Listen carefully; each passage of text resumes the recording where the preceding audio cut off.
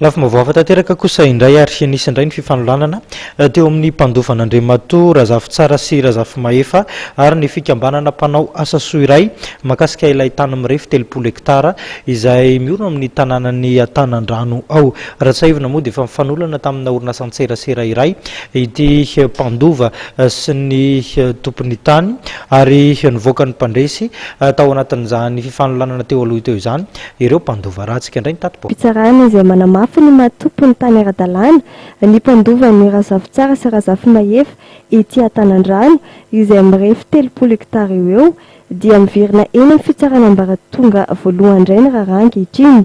Raha orinasa tserasera Telma izay mikarana iray no nifanolana tamin'ireto mpandova ireto. Ankehitriny kosa dia ny fikambanana aina izay milaza ho nanofany tany tamin'ity orinasa tserasera ity no mifanolana amin'izy ireo.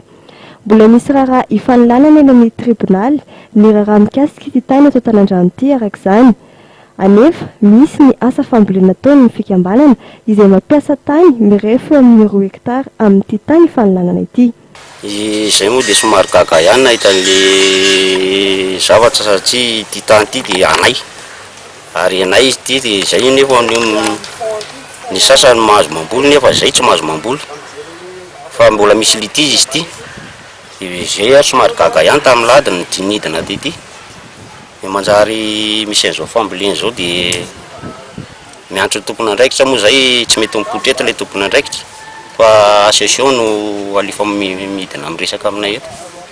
Nefa le garda no miresaka anay fa le tena tompony andraikitra izany tsy mialaoala daholo e. Firina ireo ny tena tompony tany dia manana taratasy ara-dalàna mihitsy izay hatramin'izay ary ity dia lova na avy amin'ny razambe anay mihitsy. Ary izay moa tsy kisehanay n'izy ity efa naika mbo angatatr'odrano amin'ny 19 zao zay amatika eto amin'ity tany ity. Fa io fasanay dia etsy ambony etsy. Ka rehefa vita izany dia ohatran'ny izay ngamba izay vao iroso amin'ny lalindalina kokoa ihany no tany no trano ity. Nefa gaga ihany izay mahita fa le association midongy izany.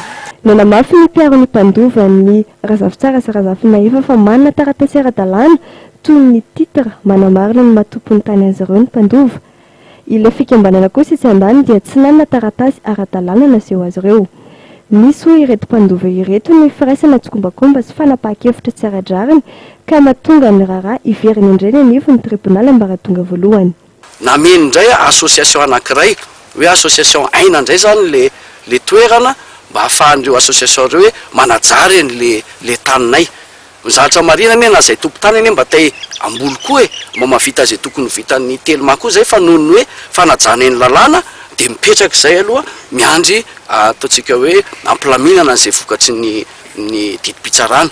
Dia izay zavatra izay zany no ataontsika mampalahelo satria zany zavatra lasa niteraka indray koa rehefa nidina teto izahay dia lasa misy fitoriana foana mitorotoroka fahatany foana zany na le association aina amin'izao tsika miteny izao hoe manimba voly izahay raha midina eto manala baraka ny zareo manao tsinitsina zao ohatra dia hoe manimba an'ireo infrastructure izay ataondreo. Izay zavatra tena tsy misy mihitsy zany satria ny fanazavana eteto hatramin'ny omaly hoe ajanony aloha aiza ny taratasy ahafahany zareo manao an'izao zavatra asa ataon'izao.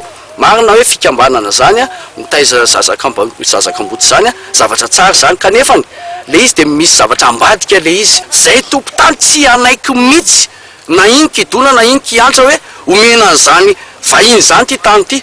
Tsy nanaiky mitondra fanazavana mikasika ity raharaha ity moa ny avy amin'ilay fikambanana raha mikasa aka faneho-kevitra avy amin'izy ireo ny mpanao gazety. Nampiantso vaty tany nijery fota zava-misy tetỳ toerana ny mpiaro ny mpandova ny Razafy Tsara sy Razafy Mahefa ka taoriana ny vidinay fotony. Nanome baiko amin'ny ampiatonana asa fambolena tanterahana ao anatin'ny faritra ny tany mbola isian'izay raharaha ifanolanana izay ity